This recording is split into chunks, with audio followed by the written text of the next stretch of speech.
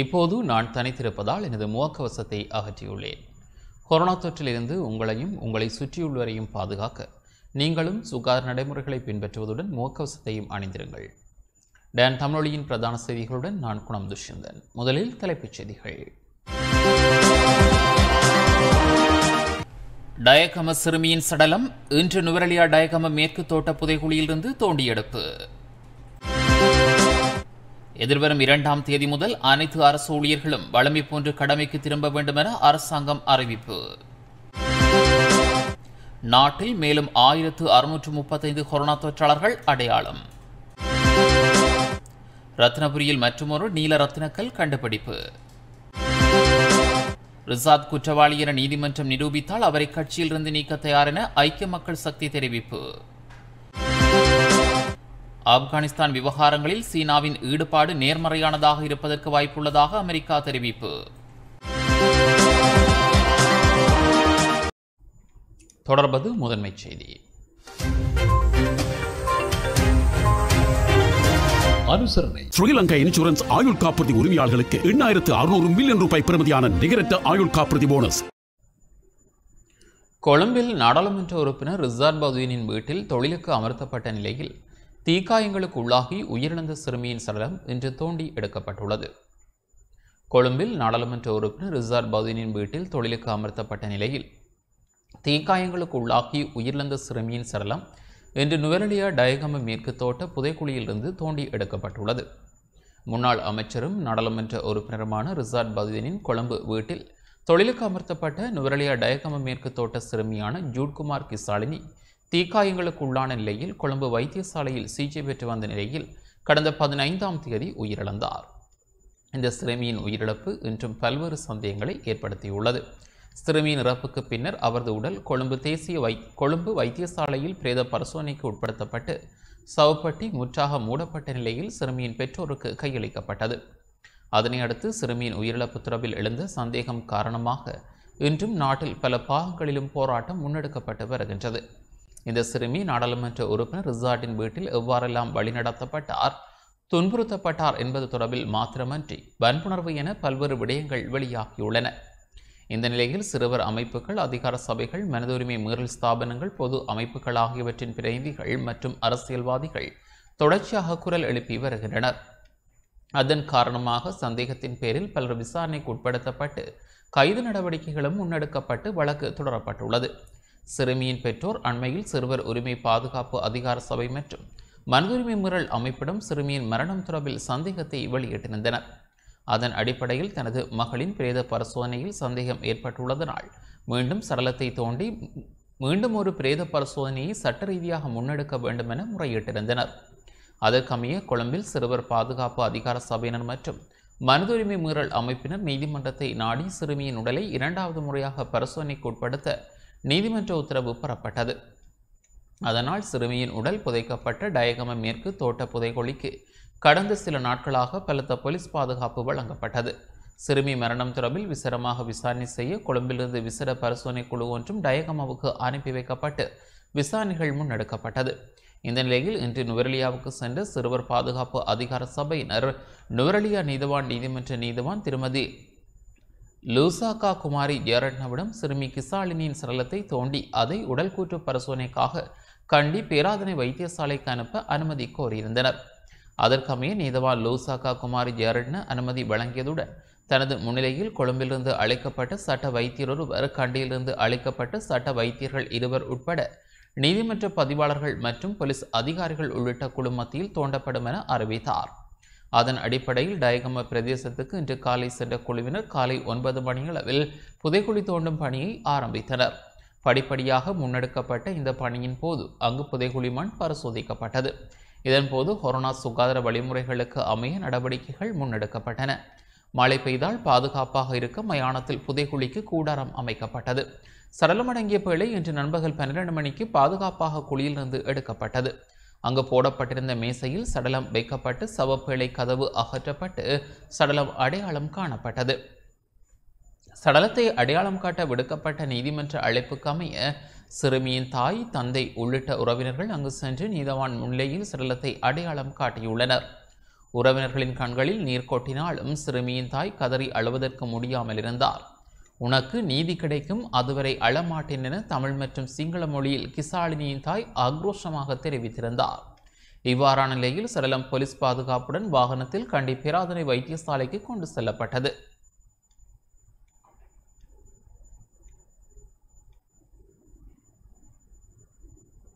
இதேவேளை டயகம சிறுமிக்கு நீதி கோரி நாட்டின் பல பகுதிகளிலும் இன்றும் ஆர்ப்பாட்டம் நடாத்தப்பட்டுள்ளது. முன்னாள் அமைச்சர் ரிசார்ட் பதுவின் வீட்டில் உயிரிழந்த சிறுமிக்கு நீதி கோரியும், மலையகத்திலிருந்து சிறுவர்களை வேலைக்கு அழைத்து செல்லும் தரகர்களை கைது செய்ய வேண்டும் என கோரியும் லிந்துலை ஷென்குளரஸ் தோட்ட மக்கள் இன்று காலை கவனிப்பு ஆர்ப்பாட்டத்தில் ஈடுபட்டனர். இதன்போது ஆர்ப்பாட்டக்காரர்கள் கண்கட்டிய வித்தையா என்று பெண்களின் நிலை, கிசாலினிக்கு ஏற்பட்ட சம்பவம் இனிமேல் யாருக்கும் இடம்பெறக்கூடாது என்ற வாசகங்கள் எழுதப்பட்ட பதாதைகளை ஏந்தியவாறும் நீதி வேண்டும் என்ற கோஷங்களை எழுப்பியும் எதிர்ப்பு ஆர்ப்பாட்டத்தை முன்னெடுத்திருந்தனர். இதன்போது கருத்து தெரிவித்த ஆர்ப்பாட்டக்காரர்கள் அனுதாபத்தை காட்டுவது ஏனென்றால் எம்முடைய சமுதாயம் வறுமை கோட்டின் பின் இருப்பதனால்தான் மக்கள் ஒரு பின்தங்கிய சூழ்நிலையில வாழப்படுறோம். அதனால தான் பிள்ளைங்க கஷ்டத்தினால தான் எங்க வீட்டுல நான் ஒரு 3 பிள்ளைகளை வச்சிருந்தா ஒரு பிள்ளை படிக்க வைக்கலாம், இன்னொரு பிள்ளை படிக்க வைக்கக்கூடிய வாய்ப்பு எனக்கு கிடைக்காது. அந்த ஒரு சூழ்நிலை சாப்பாடு கொஞ்சம் உயர்த்தி எங்களுடைய வறுமை கோட்டை கொஞ்சம் தாழ்த்தி இப்படி ஒரு வேலைக்கு அமர்த்தக்கூடிய இந்த சிறுமிகளுக்காக ஒரு கட்டாய கல்வி, அதாவது இளைஞர்களை கட்டாய கல்வி என்று ஒன்று இருக்கு. அதுல மலையகத்துக்கும் ஒரு ஏற்பாடுகளை செய்து எங்களோட பிள்ளைகளை இந்த மாதிரி ஒரு படுகொலை செய்ய பெண் பிள்ளையா இருந்தாலும் சரி 18 வயசுக்கு கீழ்பட்ட அத்தனை பேருக்கும் கட்டாய கல்வி ஒன்றை கொடுத்து அவங்கள வேலைக்கு அமர்த்தாமல் அவங்களுக்குரிய ஒரு தொழில் பயிற்சிகளையோ அல்லது அதை கொடுத்து மலையகத்துல உள்ளவங்களுக்கு மலையகத்து பகுதியில மட்டும் அந்த வேலையில கொடுத்து அந்த மாதிரி ஒரு அமர்த்து ஒரு செயல்பாடு ஈடுபட்டால் இந்த மாதிரி ஒரு துஷ்பிரயோகம் நடந்து எங்களுக்குள்ளே படுகொலை செய்யப்பட மாட்டாங்க. நாடாளுமன்ற உறுப்பினர் ரிசார்ட் பதுவினின் வீட்டில் பணியாற்றி தீக்காயங்களுடன் மரணமடைந்த சிறுமி கிசாலினிக்கு நீதி கோரி யாழ் மத்திய பேருந்து நிலையத்துக்கு முன்னால் மலையகத்தைச் சேர்ந்த இளைஞர் ஒருவர் கவனிப்பு போராட்டத்தில் ஈடுபட்டார். மலையக பெண்மணி விசாலினி அவர்களை கற்பழித்து, அது மட்டும் இல்லாமல் ரிசார்ட் பதுவினின் வீட்டில் 3 பெண்மணிகள் மர்மமான முறையிலே இறந்திருக்கிறார்கள். உடனடியாக ஜனாதிபதி அவர்கள் மாணிக்க கல்லை பற்றி கதைக்காமல் மகளிரை பாதுகாக்க கதைக்க வேண்டும் என்று மிக தாழ்மையுடன் கேட்டுக்கொள்கிறேன். தலவாக்கலை டயகம 3ஆம் பிரிவைச் சேர்ந்த சிறுமி கிசாலினியின் மரணத்துக்கு நீதி கோரியும் சிறுவர்களுக்கான பாதுகாப்பை வழங்குமாறும் வலியுறுத்தி மட்டக்களப்பு நகரில் ஆர்ப்பாட்டம் ஒன்று இன்று காலை முன்னெடுக்கப்பட்டுள்ளது. தமிழ் மக்கள் விடுதலை புலிகள் கட்சியினால் வீட்டு வேலை தொழிலுக்காக அமர்த்துவோர்களுக்கான சட்ட பொறிமுறைகளை அரசு உடனடியாக அமுல்படுத்தி அதனை தொழில் சட்டத்திற்குள் கொண்டுவர வேண்டும் என்ற கோரிக்கை முன்வைக்கப்பட்டது. ஆர்ப்பாட்டத்தில் ஈடுபட்டவர்கள் பதாதைகளை ஏந்தியவாறு கோஷங்களை எழுப்பியும் ஆர்ப்பாட்டத்தை முன்னெடுத்திருந்தனர். ஆனால் உண்மையாக பார்க்க போனால் அவர் ஒரு கொலை செய்யப்பட்டிருக்கின்றார் என்றே சொல்ல வேண்டும். இது தொடர்பான நீதி விசாரணைகள் நடைபெற்று கொண்டிருக்கின்றது. அதற்கான வழக்கும் கொழும்பு நீதவான் நீதிமன்றத்தில் பதிவு செய்யப்பட்டிருக்கின்றது. அதன் அடிப்படையில் பார்க்க போனால் கொடுமை, குருவல்டி, சிறுமிக்கான கொடுமை, இழைக்கப்பட்டமை மற்றும் டிராஃபிக்கிங், ஒரு வஞ்சக கடத்தல், ஒரு சிறுமி தொழிலுக்காக வஞ்சக ரீதியாக கடத்தல் செய்யப்பட்டிருக்கின்றார். வயது குறைந்த ஒரு சிறுமி வேலைக்கு அமர்த்தப்பட்டிருக்கின்றார் என்கின்ற இலங்கை சட்டத்தில் இருக்கக்கூடிய குற்றங்களுடன் வைத்திய அறிக்கையின்படி அவர் பாலியல் ரீதியான கொடுமைகளுக்கும் ஆளாக்கப்பட்டிருக்கின்றார் என்று கூறுகின்றது. ஆகவே பல்வேறு விதமான இன்னல்களை இந்த சிறுமி அனுபவித்திருக்கின்றார். ஆகவே அதற்கான நீதி விசாரணைகள் எந்த விதமான அரசியல் தலையீடுகளும் இன்றி நடத்தப்பட வேண்டும். நீதியில் நமக்கு மிகவும் நம்பிக்கை இருக்கின்றது. நீதிமன்றங்களை நம்புகிறோம். ஆகவே சரியான நீதிமுறையான ஒரு விசாரணை நடைபெற்று அதற்கான தீர்ப்புகள் இடம்பெற வேண்டும். நாட்டில் சட்டத்தை இயற்றுகின்ற நாடாளுமன்ற உறுப்பினரின் வீட்டில் இவ்வாறு வேலைக்கு அமர்த்தப்பட்டது மிக வன்மையாக கண்டிக்கப்பட வேண்டிய விடயம். அதேபோன்று அந்த சிறுமியின் மரணம் தொடர்பாகவும் பல்வேறு விசாரணை முன்னெடுக்கப்பட்ட போதும் அதற்கு நியாயமான நீதி வழங்கப்பட வேண்டும், தீர்ப்பு வழங்கப்பட வேண்டும் என்பதை தமிழ் மக்கள் விடுதலை புலிகள் கட்சி மிக உறுதியாக இருக்கின்ற அதன் அடிப்படையில் முதற்கட்டமாக தமிழ் மக்கள் விடுதலை புலிகள் கட்சியின் மகளிர் அணி இன்று மட்டக்களப்பு தொகுதியிலும் அதேபோன்று கட்குடா தொகுதியிலும் பற்றுப்பு தொகுதியிலும் ஒரே நேரத்தில் தங்களது எதிர்ப்பினை முதற்கட்ட எதிர்ப்பினை இன்று வெளிப்படுத்தி இருக்கின்றார்கள். தொடர்ந்து அந்த சிறுமிக்கு நீதி கிடைக்கவில்லையாக இருந்தால் நியாயமான நீதி கிடைக்கும் வரை தொடர்ந்து நமது குரல்கள் ஓயாது தொடர்ந்து ஒலித்துக் கொண்டிருக்கும். முன்னாள் அமைச்சர் ரிசாட் பதுதீனின் வீட்டில் பணியாளராக அமர்த்தப்பட்டு எரிகாயங்களுடன் உயிரிழந்த சிறுமிக்கு நீதி கோரி ஆர்ப்பாட்டம் ஒன்று முன்னெடுக்கப்பட்டுள்ளது. கல்முனை பிராந்திய தமிழ் இளைஞர் சேனையின் ஏற்பாட்டில் மாதர் அமைப்புகளின் பங்கு பெற்றலுடன் இந்த போராட்டங்கள் முன்னெடுக்கப்பட்டுள்ளன.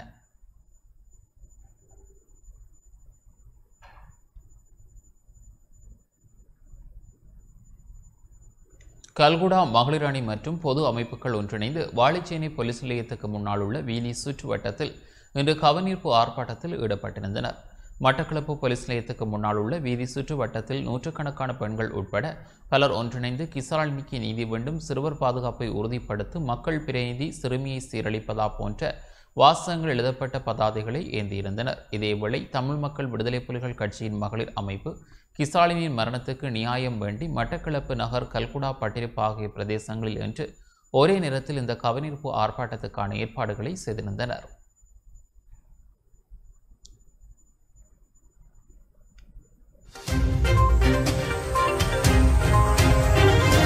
அனுசரணை ஸ்ரீலங்கா இன்சூரன்ஸ் ஆயுள் காப்புறுதி உரிமையாளர்களுக்கு 8600 மில்லியன் ரூபாய் பெறுமதியான நிகரற்ற ஆயுள் காப்புறுதி போனஸ். ஸ்ரீலங்கா சுதந்திர கட்சி பலப்படுத்தப்படும் என முன்னாள் ஜனாதிபதி மைத்ரிபால சிறிசேன தெரிவித்துள்ளார். அரசாங்கத்தில் இருந்து விலகுவதா தனித்து போட்டியிடுவதா என்ற விடயங்கள் குறித்து இதுவரை ஆராயப்படவில்லை என முன்னாள் ஜனாதிபதி மைத்ரிபால சிறிசேன தெரிவித்துள்ளார். காலையில் ஊடகங்களுக்கு கருத்து தெரிவிக்கையிலேயே அவர் இதனை தெரிவித்துள்ளார். கட்சி ஆதரவாளர்கள் உத்வேகத்துடன் இருக்கின்றார்கள். கிராமிய மட்டத்தில் ஸ்ரீலங்கா சுதந்திர கட்சியை வலுப்படுத்துமாறு கோருகின்றார்கள். அரசாங்கத்திலிருந்து விலகுவதா தனித்து போட்டியிடுவதா என்ற எந்த விடயங்கள் குறித்தும் ஆராயப்படவில்லை. கட்சியை பலப்படுத்துமாறு அனைவரும் கோருகின்றார்கள். ஆகவே கட்சியை பலப்படுத்தும் எமது பொறுப்பை நிறைவேற்ற வேண்டியது அவசியமானதாகும். அத்தோடு கொத்தலாவல சட்டம் தொடர்பில் நாடாளுமன்ற குழுவும் மத்திய செயற்குழுவும் இணைந்து கலந்துரையாடி குழு ஒன்றை அமைத்துள்ளது. எதிர்வரும் செவ்வாய்க்கிழமை அந்த குழுவின் பரிந்துரைகளை வழங்குமாறு தெரிவித்துள்ளது. அந்த குழுவின் பரிந்துரைகளுக்கு அமைவாகவே கொத்தலாவல சட்டமூலம் தொடர்பான விவகாரத்துக்கு தீர்வு ஒன்றை காண எதிர்பார்த்துள்ளோம். அத்தோடு உயிர்த்த ஞாயிறு குண்டு தாக்குதல்கள் தொடர்பான விவகாரத்தை எடுத்துக்கொண்டால் சட்டமா அதிபர் திணைக்களம் மற்றும் நீதிமன்றம் என்பன சுயாதீன நிறுவனங்களாகும். ஆகவே அவை இந்த விவகாரத்தில் எத்தகைய தீர்மானத்தை எடுக்கும் என்பது எமக்கு தெரியாது. உயிர்த்த ஞாயிறு குண்டு தாக்குதல்கள் தொடர்பில் நீதிமன்றத்தில் இதுவரையில் பல வழக்குகள் தொடரப்பட்டுள்ளன. ஆகவே அது தொடர்பில் இப்போது பேசுவது முறையற்ற விடயமாகும். ஏனென்றால் நீதிமன்றத்தில் விசாரணைக்கு உட்படுத்தப்பட்டுள்ள வழக்கு விசாரணைகள் தொடர்பில் ஊடகங்கள் மத்தியில் பேசுவது பொருத்தமற்ற விடயம்.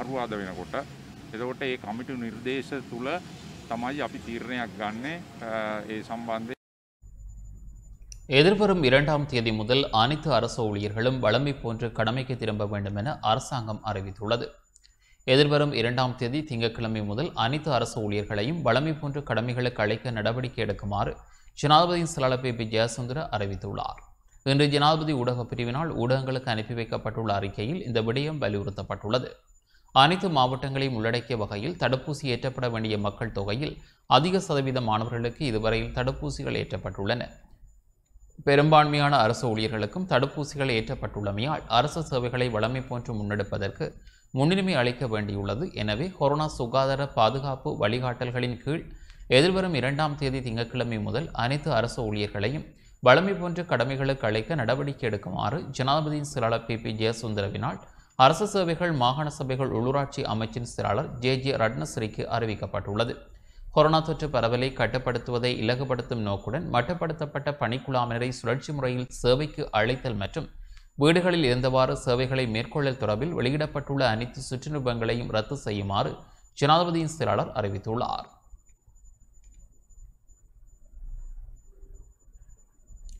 ஆசிரியர்களுக்கான தீர்வு முன்வைக்கப்படாமல் வெறும் கருத்துக்கள் மாத்திரம் முன்வைக்கப்படுவதாக ஆசிய சங்க பொதுச் செயலாளர் ஜோசப் ஸ்டாலின் தெரிவித்துள்ளார்.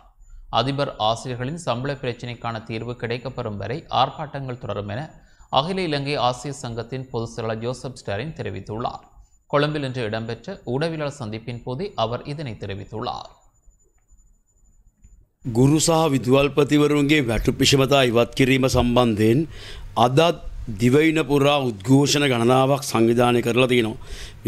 அதிபர் ஆசிரியர்களின் சம்பள பிரச்சினைக்கான தீர்வை பெற்றுத் தருமாறு கோரி நாடளாவிய ரீதியில் இன்றும் எதிர்ப்பு ஆர்ப்பாட்டங்கள் முன்னெடுக்கப்பட்டு வருகின்றன. கடுவேல உள்ளிட்ட பல பிரதேசங்களிலும் இன்றைய தினம் ஆர்ப்பாட்டங்கள் முன்னெடுக்கப்படுகின்றன. சம்பள பிரச்சினைக்கான தீர்வை உடனடியாக பெற்றுத் தருமாறு கோரியே நாம் இந்த எதிர்ப்பு ஆர்ப்பாட்டத்தை முன்னெடுத்துள்ளோம். எதிர்வரும் திங்கட்கிழமை கொண்டுவரப்பட உள்ள அமைச்சரவை பத்திரத்தின் ஊடாக இந்த பிரச்சினைக்கான தீர்வு கிடைக்கப்படும் என்று எதிர்பார்க்கின்றோம். இந்நிலையில் தீர்வு கிடைக்கப்பெறாவிட்டால் எம்முடைய எதிர்ப்பு நடவடிக்கையை தொடர்ந்து முன்னெடுத்து செல்ல எதிர்பார்த்துள்ளோம். உயர்தர பரீட்சைக்கான அனுமதி பத்திரம் வழங்கும் செயற்பாடு தற்போது முக்கியமான விடயமாகும். இருப்பினும் அதிபர் ஆசிரியர்கள் இப்பொழுது அந்த செயற்பாடுகளில் இருந்தும் விலகியுள்ளார்கள். மறுபுறம் நிகழ்நிலை செயற்பாடுகளில் இருந்தும் விலகியுள்ளார்கள். அவ்வாறான பல நடவடிக்கைகளை நாம் முன்னெடுத்துள்ளோம். இந்நிலையில் எமக்கான தீர்வை பெற்றுத்தராமல் எமக்கு எதிரான கருத்துக்களை முன்வைக்கப்படுகின்றன. நாம் முன்னெடுத்த ஆர்ப்பாட்டங்கள் தொடர்பிலும் பல்வேறுபட்ட கருத்துக்களை முன்வைக்கின்றார்கள். ஆனால் எமது ஆர்ப்பாட்டங்கள் அனைத்தும் சுகாதார விதிமுறைகளுக்கு அமைவாகவே முன்னெடுக்கப்படுகின்றன என்பதை தெரிவித்துக் கொள்ள விரும்புகின்றோம். நாட்டில் மேலும் 1635 கொரோனா தொற்றாளர்கள் அடையாளம் காணப்பட்டுள்ளனர். நாட்டில் கொரோனா தொற்று உறுதியான மேலும் 1635 பேர் இன்று அடையாளம் காணப்பட்டுள்ளனர் என சுகாதார அமைச்சின் தொற்று நோயல் பிரிவு தெரிவித்துள்ளது. அதற்கமைய கொரோனா தொற்றுக்கு உள்ளானவர்களின் மொத்த எண்ணிக்கை 3,5837 அதிகரித்துள்ளது. இது தொடர்பான அறிக்கையை சுகாதார மேம்பாட்டு பணியகம் இன்று இரவு வெளியிட்டுள்ளது. அதன் அடிப்படையில் கொரோனா தொற்றில் இருந்து இன்று மேலும் 1716 பேர் பூரணமாக குணமடைந்து வீடு திரும்பியுள்ளனர். அதனால் கொரோனா தொற்றில் இருந்து பூரணமாக குணமடைந்தவர்களின் மொத்த எண்ணிக்கை 2,75,212 அதிகரித்துள்ளது. கொரோனா தொற்றுக்குள்ளாகி உயிரிழந்தோரின் மொத்த எண்ணிக்கை 4,324 அதிகரித்துள்ளது. இந்த நிலையில் குணமடைந்தவர்கள் மற்றும் உயிரிழந்தவர்களை தவிர்த்து 26,301 தொற்றாளர்கள் வைத்தியசாலைகள் மற்றும் கொரோனா சிகிச்சை நிலையங்களில் சிகிச்சை பெற்று வருகின்றனர். வடக்கு மாகாணத்தில் 30 வயதுக்கும் மேற்பட்டோருக்கு சினோஃபார்ம் தடுப்பூசி வழங்கல் முன்னெடுக்கப்பட்டு வரும் நிலையில் நேற்று வடக்கு மாகாணத்தில் 40,391 பேருக்கு தடுப்பூசி வழங்கப்பட்டுள்ளதாக வடக்கு மாகாண சுகாதார சபைகள் பணிப்பாளர் கேதீஸ்வரன் தெரிவித்துள்ளார். இன்று யாழ்ப்பாணத்தில் வடக்கு மாகாண சுகாதார சபைகள் திணைக்களத்தில் நடாத்திய ஊடகவியலாளர் சந்திப்பில் இவ்வாறு குறிப்பிட்டார். வடமாகாணத்திலே நேற்று ஜூலை மாதம் 29ஆம் தேதி வியாழக்கிழமை 40,391 பேருக்கு இந்த தடுப்பூசிகள் வழங்கப்பட்டிருக்கின்றன. யாழ்ப்பாண மாவட்டத்திலே 18,039 பேருக்கும், வவுனியா மாவட்டத்திலே 9,377 பேருக்கும், முல்லைத்தீவு மாவட்டத்திலே 7,865 பேருக்கும், கிளிநொச்சி மாவட்டத்திலே 5,110 பேருக்கும் முதலாவது தடுப்பூசி ஏற்றப்பட்டிருக்கின்றது. இதுவரை வடமாகாணத்திலே 30 வயதுக்கு மேற்பட்டவர்கள் 2,31,111 பேருக்கு முதலாவது தடுப்பூசி வழங்கப்பட்டிருக்கின்றது. இது 35% 30 வயதுக்கு மேற்பட்டவர்களுக்கு நேற்று மாலை வரை தடுப்பூசி வழங்கப்பட்டிருக்கின்றது. ஆகஸ்ட் மாத நடுப்பகுதிக்கு முன்னர் 30 வயதுக்கு மேற்பட்ட அனைவருக்கும் தடுப்பூசியை நாங்கள் வழங்கக்கூடியதாக இருக்கும். முதலாவது தடுப்பூசி, அதே போன்று செப்டம்பர் மாத நடுப்பகுதிக்கு முன்னர் இரண்டாவது தடுப்பூசியையும் 30 வயதுக்கு மேற்பட்ட அனைவருக்கும் நாங்கள் வழங்கக்கூடியதாக இருக்கும். நேற்று ஒரு பெண்மணி ஒருவருக்கு 2 ஊசி வழங்கப்பட்டதாக ஒரு குழப்ப நிலை காணப்பட்டது. அவருக்கு 2 தடுப்பூசி ஏற்றப்படவில்லை. நாளை குறிப்பாக யாழ்ப்பாண மாவட்டத்திலே ஊசி மருந்துகளுக்கு ஒவ்வாமை உடையவர்கள், அலர்ஜிக் ரியாக்ஷன் உடையவர்களுக்கு நாங்கள் ஒரு விசேட ஏற்பாடு செய்திருக்கின்றோம். யாழ்ப்பாணம் போதனா வைத்தியசாலையிலும், தெல்லிப்பளை, பருத்தித்துறை, சாவகச்சேரி ஊர்காவத்துறை ஆதார வைத்தியசாலைகளிலும் அவர்களுக்கு தடுப்பூசி பாதுகாப்பான முறையிலே ஏற்றுவதற்கான ஏற்பாடுகளை செய்திருக்கின்றோம். நாளைய தினமும் ஆகஸ்ட் மாதம் 7ஆம் தேதி அவர்கள் இந்த வைத்தியசாலைகளுக்கு சென்று காலை 8 மணி முதல் இந்த தடுப்பூசியை பெற்றுக்கொள்ளலாம். வடமாகாணத்தில் சில பிரதேசங்கள் தற்போது தொற்றாளர்கள் அதிகமாக இனங்காணப்பட்ட சில பிரதேசங்கள் முடக்கி வைக்கப்பட்டிருக்கின்றன. முன்கள பணியாளர்களிலே 18 வயதுக்கும் 30 வயதுக்கும் இடைப்பட்டவர்களிலே ஆடை தொழிற்சாலைகள் அல்லது ஏனைய தொழிற்சாலைகளிலே பணியாற்றுவதற்கு தடுப்பூசி வழங்குமாறு எங்களுக்கு அறிவுறுத்தப்பட்டிருக்கின்றது. அபாய சூழ்நிலை உள்ளவர்களுக்கு தடுப்பூசிகள் வழங்கப்படும். கடந்த 2 வாரங்களாக யாழ்ப்பாண மாவட்டத்திலே ஆலயங்களிலே திருவிழாக்கள் மூலமாக பல சிறிய கொத்தணிகள் கிராமப்புறங்களிலே உருவாகி வருவதை நாங்கள் அவதானித்திருக்கின்றோம். வழிபாட்டு இடங்களிலே சுகாதார சபைகள் பணிப்பாளர் நாயகத்தினாலே விடுக்கப்பட்ட சுற்றறிக்கையின்படி ஆகக்கூடியது 100 பேர் பங்கு பெற்றலாம் என அறிவிக்கப்பட்டிருந்தது. இருந்தாலும் அந்த ஆலயத்தின் உட்பிரகாரத்தின் அளவை பொறுத்து அங்கே சமூக இடைவெளியை பேணக்கூடிய பொதுமக்களின் எண்ணிக்கையை அந்த பிரதேசத்தின் தொற்று நிலையை அடிப்படையாக வைத்து அந்த பிரதேசத்துக்குரிய சுகாதார வைத்திய அதிகாரி அவர்கள் தீர்மானிப்பார். பக்தர்களுக்கு விபூதி பூசி விடுவது அல்ல பிரசாதம் வழங்குவது போன்றன முற்றாக தடை செய்யப்பட்டிருக்கின்றது. வழிபாட்டு தலங்களுக்கு வருகை தந்தோரின் பெயர் விவரங்கள் பேணப்பட வேண்டும். மட்டக்களப்பு மாவட்டத்தின் மட்டக்களப்பு, கோரளைப்பற்று மத்தி, ஏறாவூர், காத்தாங்குடி ஆகிய பகுதிகள் தொடர்ந்து சிவப்பு வலயங்களாக பிரகடனப்படுத்தப்பட்டுள்ளதாக மட்டக்களப்பு மாவட்ட பிராந்திய சுகாதார சேவைகள் பணிப்பாளர் வைத்தியர் நாகலிங்கம் மயூரன் தெரிவித்தார். இன்று காலை மட்டக்களப்பு மாவட்ட பிராந்திய சுகாதார சேவைகள் பணிப்பாளர் அலுவலகத்தில் நடைபெற்ற ஊடக சந்திப்பிலேயே அவர் இதனை தெரிவித்தார். மட்டக்களப்பு மாவட்டத்தில் கடந்த 24 மணித்தியாலத்தில் 58 கோவிட்-19 தொற்று நோயாளர்கள் அடையாளம் காணப்பட்டுள்ளனர். மரணம் எதுவும் சம்பவிக்கவில்லை. மட்டக்களப்பு மாவட்டத்தில் கடந்த 24 மணித்தியாலத்தில் 10க்கு மேற்பட்ட கோவிட்-19 தொற்று நோயாளர்கள் மட்டக்களப்பு, களுவாஞ்சிக்குடி, வாழைச்சேனை போன்ற பகுதிகளிலிருந்து அடையாளம் காணப்பட்டுள்ளனர். மட்டக்களப்பு, கோரளைப்பற்று மத்தி, ஏறாவூர், காத்தாங்குடி போன்ற பகுதிகள் தொடர்ந்தும் சிவப்பு வலயங்களாக அடையாளம் காணப்பட்டுள்ளது. இப்பகுதிகளில் தொடர்ந்தும் புதிய தொற்று நோயாளர்களின் எண்ணிக்கை அதிகமாக இருப்பதுடன் மரணங்களும் அதிகமாக காணப்படுகிறது. மட்டக்களப்பு மாவட்டத்தில் மொத்தமாக 8525 கோவிட்-19 தொற்று நோயாளர்கள் அடையாளம் காணப்பட்டுள்ளனர். 119 பேர் மரணமடைந்துள்ளனர். 7482 பேர் குணமாகி வீடு சென்றுள்ளனர். 840 பேர் தொடர்ந்தும் சிகிச்சை பெற்று வருகின்றனர். கடந்த 7 நாட்களில் 480 கோவிட்-19 தொற்று நோயாளர்கள் அடையாளம் காணப்பட்டுள்ளனர். மட்டக்களப்பு மாவட்டத்துக்கு வழங்கப்பட்டுள்ள தடுப்பூசிகளின் முன்னுரிமைக்கு அமைய மட்டக்களப்பு பொது சுகாதார பிரிவுக்குட்பட்ட பகுதிகளில் இன்றும் நாளையும் தொடர்ந்து தடுப்பூசிகள் வழங்கப்படும் என பிரதேச சுகாதார வைத்திய அதிகாரி வைத்தியர் கே கிரிசுதன் தெரிவித்துள்ளார். சுகாதார வைத்திய அதிகாரி பிரிவில் கடந்த 24ஆம் தேதி சனிக்கிழமை ஆரம்பிக்கப்பட்ட 30 வயதுக்கு மேற்பட்டவர்களுக்கான கோவிட்-19 தடுப்பு மருந்து வழங்கலானது மட்டக்களப்பு மாவட்டத்துக்கு கிடைக்கப்பட்ட மேலதிக தடுப்பூசிகளின் துணையுடன் மேலும் 2 நாட்கள் நீடிக்கப்பட்டு சகல கிராம சேவகர் பிரிவுகளும் உள்ளடங்கலாக இந்த சனிக்கிழமை வரை நடவடிக்கை நீடிக்கப்பட்டுள்ளது. எனவே தங்களது தடுப்பூசியை பெற்றுக்கொள்ளாதவர்கள் அயலில் உள்ள தடுப்பூசி வழங்கும் இடத்துக்கு சென்று தங்களது தடுப்பூசிகளை பெற்றுக்கொள்ளுமாறு கேட்டுக்கொள்கிறேன். இந்நடவடிக்கை இன்று நாளை முடிவடைய இருப்பதால் தங்களது தடுப்பூசிகளை தவறாது பெற்றுக்கொண்டு இந்த கொரோனா எங்களது சமூகத்தில் பரவாது தடுப்பதற்கு பேருதவி செய்யுமாறு கேட்டுக்கொள்கிறேன். நன்றி. நாட்டில் நாளாந்தம் பதிவாகும் கொரோனா வைரஸ் தொற்றாளர்களின் எண்ணிக்கை 1 மாதத்தின் பின்னர் மீண்டும் அதிகரித்துள்ளது. இந்நிலையில் மக்கள் சுகாதார விதிமுறைகளை கடைபிடித்து மிகவும் அவதானத்துடன் செயற்பட வேண்டும். இல்லையில் இறுக்கமான கட்டுப்பாடுகளை விதிக்க வேண்டி வரும் என கொரோனா தடுப்புக்கான தேசிய செயற்பாட்டு மத்திய நிலையத்தின் தலைவரும் இராணுவ தளபதியுமான ஜெனரல் சவேந்திர சில்வா எச்சரிக்கை விடுத்துள்ளார். நாட்டில் நாளாந்த கொரோனா தொற்றாளர்களின் எண்ணிக்கை 1 மாதத்தின் பின்னர் நேற்று முன்தினம் 1900 தாண்டியுள்ளது. நேற்று 2300க்கும் மேற்பட்ட கொரோனா தொற்றாளர்கள் அடையாளம் காணப்பட்டுள்ளனர். இவர்கள் அனைவரும் புத்தாண்டு கொரோனா கொத்தனையுடன் தொடர்புடையவர்கள். சில கட்டுப்பாடுகளில் தளர்வுகள் வந்தமையால் தொற்றாளர்களின் எண்ணிக்கையும் அதிகரிக்கின்றது. எனவே மக்கள் சுகாதார விதிமுறைகளை கடைபிடித்து மிகவும் அவதானத்துடன் செயற்பட வேண்டும். இல்லையில் இறுக்கமான கட்டுப்பாடுகளை நாம் விதிக்க வேண்டி வரும். கொரோனா தொற்று பரவலை கட்டுப்படுத்துவதற்காக பொதுமக்கள் தடுப்பூசியை பெற்றுக்கொள்வது அவசியமாகும் என இராணுவ தளபதி தெரிவித்துள்ளார்.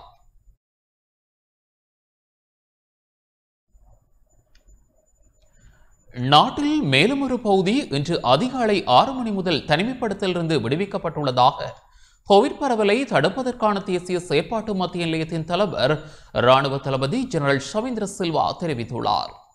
அதற்கமைய யாழ்ப்பாணம் மாவட்டத்தின் பருத்தித்துறை போலீஸ் பிரிவுக்குட்பட்ட வடமராட்சி கிராம சேவர் பிரிவே இவ்வாறு தனிமைப்படுத்தலிருந்து விடுவிக்கப்பட்டுள்ளது.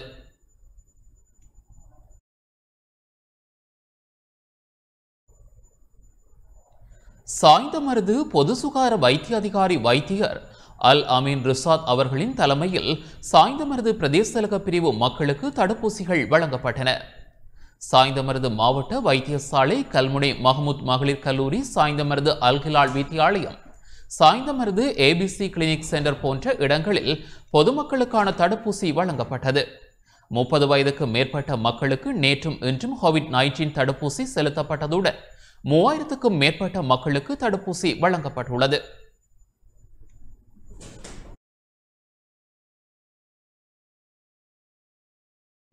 இலங்கையில் மேலும் 2 இந்திய வீரர்களுக்கு கொரோனா தொற்று உறுதி செய்யப்பட்டுள்ளது.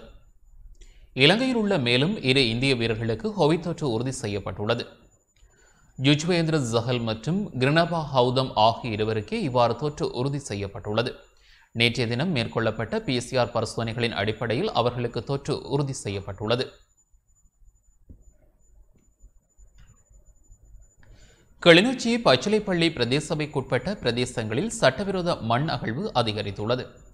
கிளிநொச்சி பச்சிலைப்பள்ளி பிரதேச சபைக்குட்பட்ட பிரதேசங்களில் சட்டவிரோத மண் அகழ்வுகள் மிக வேகமாக இடம்பெற்று வருவதாகவும், கிளாலி முதல் எக்கச்சி வரையில் அதிவேகமாக பாரிய இயந்திர சாதனங்களை பயன்படுத்தி டிப்பர் வாகனங்களில் மண் அகழ்வுகள் இடம்பெற்று வருவதாகவும் பொது அமைப்புகளின் பிரதிநிதிகள் மற்றும் பச்சிலைப்பள்ளி பிரதேச சபை தவிசாளர் சுப்பிரமணியம் சுரேன் ஆகியோர் தெரிவித்துள்ளனர்.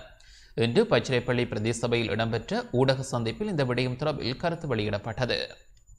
அண்மை காலமாக பச்சிலைப்பள்ளி பிரதேச எல்லைக்குள் சட்டவிரோத மணல் அகழ்வின் காரணமாக பல்வேறுபட்ட இடர்களை நாம் எதிர்நோக்கி கொண்டிருக்கின்றோம். பாரிய இயந்திர சாதனங்களை பயன்படுத்தி இந்த சட்டவிரோத மணல் அகழ்வை மேற்கொண்டு வருகிறார்கள். அல்லிப்பளை என்கின்ற பிரதேசம் முற்றாக அழிகின்ற ஒரு சூழலில் காணப்படுகின்றது. அரத்திநகரில் இருக்கின்ற கடல் இன்னும் ஒரு சில மாதங்களில் ஊர்மனைக்குள் புகுந்து விடுமோ என்கின்ற அச்சம் எங்கள் அனைவருக்கும் காணப்படுகின்றது. சட்டவிரோத மணல் அகழ்வில் ஈடுபடுகின்ற எங்களுடைய சகோதரர்களுக்கு ஒரு அழைப்பை விடுக்கின்றேன். எங்களோடு அணுகி நீங்கள் உங்களுக்கான ஒரு தொழில் முயற்சியை அடையாளப்படுத்துகின்ற போது நாங்கள் உங்களுக்கான அந்த தொழில் முயற்சிக்கான நியாயமான வழிகளையும் உங்களுக்கு சாத்தியமான அந்த தொழில் முயற்சிக்கான ஒத்தாசைகளையும் வழங்குவதற்கு முன்வருகின்றோம். மணல் அகழ்வை எங்களுடைய பிரதேசத்தினுடைய போலீசாரும் அரச அதிகாரிகளும் கண்டுங்காணாத நிலைமையிலேயே இருக்கின்றார்கள். பெருமளவான மண் சட்டவிரோதமாக அகழப்பட்டு இங்கே எங்களுடைய மாவட்டம் சார்ந்து வெளியே கொண்டு செல்லப்படுகின்ற நிலைமை காணப்படுகின்றது.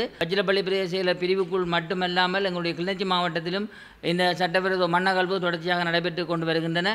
பாதுகாப்பு தரப்பினர் இதில் தலையிட்டு இந்த மண்ணகழ்வை தடுக்கின்ற பொழுது பெரிய ஒரு அபாயகரமான நிலையிலிருந்து நாங்கள் இந்த பிரதேசத்தை பாதுகாத்துக் கொள்ள முடியும். பச்சிலைப்பள்ளி பிரதேச செயலர் பிரிவுக்குள் வழங்கப்பட்டிருக்கின்ற இந்த வீட்டு திட்டங்களுக்கு முறையான அந்த மண் அனுமதிகளை உரிய அதிகாரிகள் வழங்க வேண்டும். பாதுகாப்பு தரப்பினர் அங்கே இராணுவத்தினரை போட்டு அந்த மண் அகழ்வை முற்றாக நிறுத்தி அரசாங்கத்தால் வழங்கப்படும் வீட்டு திட்டத்துக்கு பிரதேச செயலரால் அனுமதி வழங்கி அந்த அனுமதியை பெற்ற மண் அகழ்வை செய்யுமாறு கேட்டுக்கொள்கின்றேன். கிசாலினி விடயத்தில் அரசாங்கம் உரிய நடவடிக்கைகளை மேற்கொண்டுள்ளதாக புதிய ஜனநாயக மக்கள் முன்னணியின் தலைவர் நடராஜா ரவிக்குமார் தெரிவித்துள்ளார். நாடாளுமன்ற உறுப்பினர் ரிசார்ட் பதீனும் கிசாலினியை பாலியல் வன்புணர்வுக்கு உட்படுத்தியுள்ளாரா என்ற சந்தேகம் எழுவதாக புதிய ஜனநாயக மக்கள் முன்னணியின் தலைவரும் முன்னாள் கொழும்பு மாநகர சபை உறுப்பினர் நடராஜா ரவிக்குமார் தெரிவித்துள்ளார். வீட்டுப்பணிக்காக வரும் பெண்களை ரிசார்ட் பதீனின் குடும்பமே பாலியல் துன்புறுத்தலுக்கு உட்படுத்தியுள்ளதாக அவர் கொழும்பில் இடம்பெற்ற செய்தியாளர் சந்திப்பின் போது குறிப்பிட்டார்.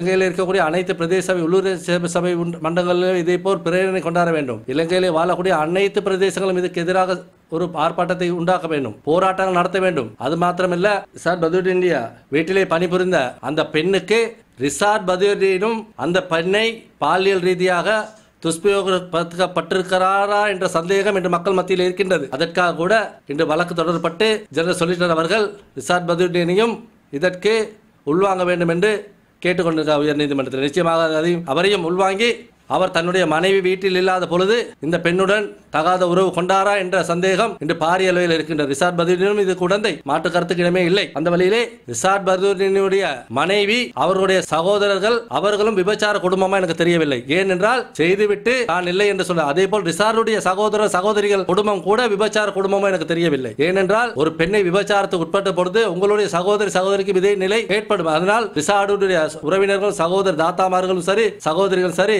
சரி அவங்களும் இந்த மாதிரி விபச்சாரத்தில் ஈடுபடுவார்கள் தான் நினைக்கிறேன். அதனாலதான் நீங்க அமைதியா இருக்கிறாங்க. அதே மாத்திரமல்ல, ரிசார்டுடைய மனைவியின் சகோதரர் அவருடைய வாப்பா இந்த எல்லா கள்ள கூட்டங்களும் விபச்சார கூட்டத்துக்கு இவர்களுடைய பின்னணியில இவர்கள் குடும்ப பின்னணியும் விபச்சார குடும்பம் என்று தான் நினைக்கிறேன். இதுதான் உண்மை. அது மாத்திரமல்ல, ரிசார்ட் பதுவுதீனின் மனைவி அந்த சிறுமியின் பெற்றோர் பலமுறை வந்து சந்திக்க பொழுது இந்த சிறுமி இசாலினியை அங்கே காண்பிக்கவில்லை. அங்கே பாரிய குற்றம் ஏற்படுத்தப்பட்டிருக்கிறது. அந்த குற்றத்துக்காகத்தான் இன்று மனைவி தந்தை சகோதரருக்கு சிறந்த தண்டனையை எமது அரசாங்கம் வழங்கிக் கொண்டிருக்கிறது. இந்த இதிலே எமது பிரதமர் மஹிந்த ராஜபக்ச அவர்கள் தெளிவாக சரத் வீரேச அவர்களுக்கு கூறியிருக்கிறார். இவரை கைது செய்வதற்காக இதுக்கு பின்னணியிலே இருப்பவர்களை கைது செய்து அவர்களுக்கான தண்டனை வழங்க வேண்டும், அதை பாரபட்சமின்றி செய்ய வேண்டும் என்று எமது பிரதமர் அவர்கள் சரியான முறையிலே அவர்களுக்கு உத்தரவிட்டுள்ளார். அதை சரியான முறையில் இன்று நடைமுறைப்படுத்திக் கொண்டது எமது அரசாங்கம். எங்களால் உருவாக்கப்பட்ட ஜனாதிபதி, எங்களால் உருவாக்கப்பட்ட நாடாளுமன்றம், எங்களால் உருவாக்கப்பட்ட அமைச்சரவை, எங்களால் உருவாக்கப்பட்ட இந்த அரசாங்கத்திலே நாங்களும் பங்காளி கட்சியாக இருந்து கொண்டு இன்று கொடுக்கும் எங்களுடைய அழுத்தத்தின் காரணமாக பாரிய எங்களுடைய அழுத்தம் அல்ல, மாறாக அவர்களுடைய செயல்பாடை சரியான முறையில் எமது அரசாங்க பிரதமர் அவர்களும் ஜனாதிபதி அவர்களும் சரியான முறையில் இதை செய்து கொண்டிருக்கிறது. மாற்று கருத்துக்கு இடமே இல்லை. அதே போல் நான் ஒன்றை கூற வேண்டும், இதே ஒரு முஸ்லிம் சிறுமிக்கு ஏற்பட்டிருந்தால் இன்னைக்கு ரவுஃப் ஹக்கீம் அவர்கள், அவரை நான் ஒரு நல்ல மனிதராக இன்னும் நான் நினைக்கிறேன். அவர் மீது அவர் கட்சியில் இருக்கக்கூடிய மற்ற பாராளுமன்ற உறுப்பினரை விட அவர் மீது எனக்கு அதீத நம்பிக்கையும் மரியாதையும் இருக்கின்றது. நல்லவர், வல்லவர், ஒரு ஜாதி மத இன மதமொழி இல்லாத ஒரு பண்பாடு உற்றவர். ஆனால் இன்று அவர் கூட அமைதியாக இருக்கும் என்பது எனக்கு மனவேதனையாக இருக்கின்றது. ரத்னபுரியில் மற்றொரு நீலக்கல் கண்டுபிடிக்கப்பட்டுள்ளது. ரத்னபுரி இறக்குவானை பிரதேசத்தில் 80 கிலோ நிறையுடைய மற்றொரு நீலக்கல் கண்டுபிடிக்கப்பட்டுள்ளது. இந்த நீலக்கல் ரத்தினக்கல் மற்றும் தங்காபரண அதிகார சபையிடம் ஒப்படைக்கப்பட்டுள்ளது. இதன் பெறுமதி சுமார் 50 மில்லியன் அமெரிக்க டாலராக இருக்கும் என அதன் உரிமையாளர் தெரிவித்துள்ளார். இதனை சீனாவில் எதிர்வரும் நவம்பரில் இடம்பெறவுள்ள ஏலத்தில் விற்பனை செய்ய எதிர்பார்க்கப்பட்டுள்ளதாக தெரிவிக்கப்பட்டுள்ளது. இதேவேளை இதற்கு முன்னதாக ரத்னபுரி ககவத்த பிரதேசத்தில் உலகிலேயே மிகப்பெரிய நீலக்கல் கண்டுபிடிக்கப்பட்டது. 510 கிலோ நிறையுடைய நீலக்கல்லின் பெறுமதி அன்னளவாக 100 பில்லியன் அமெரிக்க டாலர் என மதிப்பிடப்பட்டிருந்தமை குறிப்பிடத்தக்கது.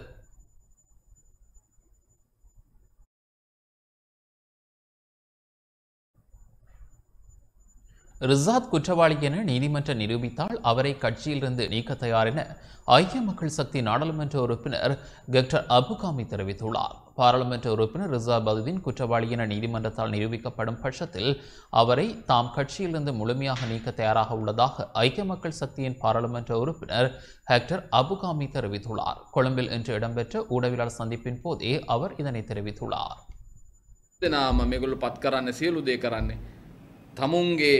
ආණ්ඩුව ආරක්ෂා කරගන්න මිසක් ජනතාව ආරක්ෂා කරගන්න නෙවෙයි. එතනදී පැහැදිලිව කියනවා. රිෂාඩ් බදුදීන් මැතිතුමා අපේ පක්ෂේ නෙවෙයි.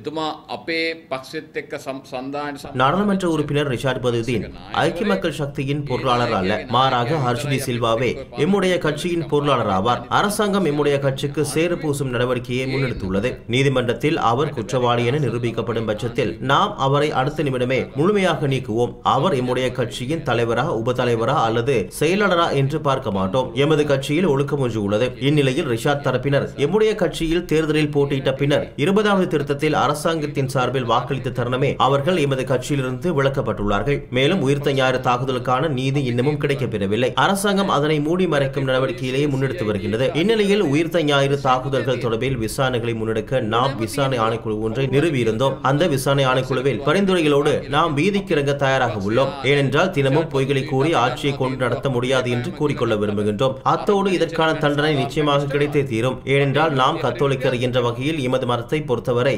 படிப்படியாகவே குற்றமிழைத்தவர்களுக்கான தண்டனை கிடைக்கும். ஆகவே நாம் அதனை எதிர்காலத்தில் கண்கூடாக காணக்கூடியதாக இருக்கும். ඇවිල්ලා කියන්න ප්‍රසිද්ධියේ අපිට කරගන්න බෑ, අපිට රිෂාඩ් විදිරි කාලේදී ඕන කියලා කියන්න ඇවිල්ලා. ඒක නොකිය බොරු බයිලා ගහන්න එපා කියලා අපි ආණ්ඩුවට කියන පැහැදිලි.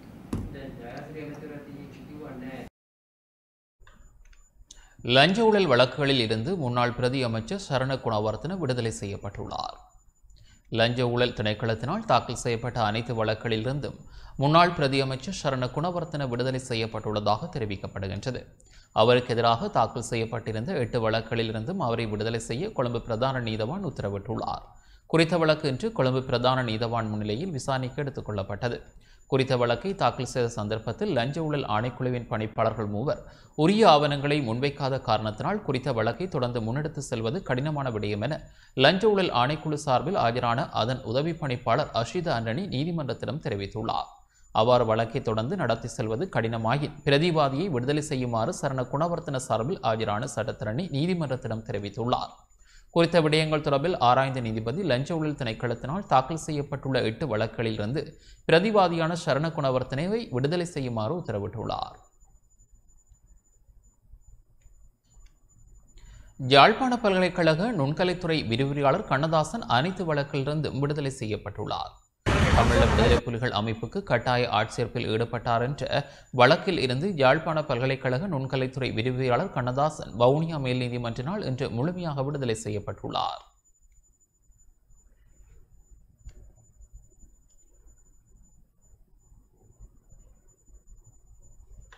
இது தொடர்பில் குறித்த வழக்கில் ஆஜராகியிருந்த ஜனாதிபதி சட்டத்தரணி M.A. சுமந்திரன் ஊடகங்களுக்கு கருத்து தெரிவித்த போது இன்று முதல் அனைத்து குற்றச்சாட்டுகளிலிருந்தும் கண்ணதாசன் விடுவிக்கப்பட்டுள்ளார் என தெரிவித்தார்.